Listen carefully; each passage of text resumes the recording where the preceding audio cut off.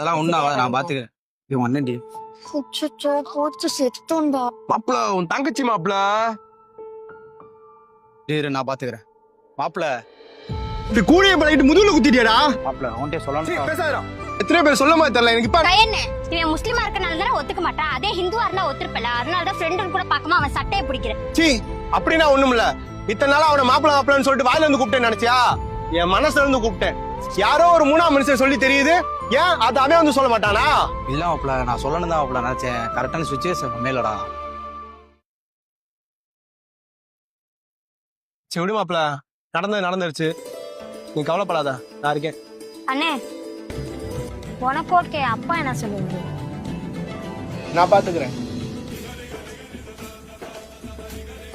மாப்பிள தங்கச்சி சீக்கிரம் வந்து விட்டுறேன் மாப்பிள்ள.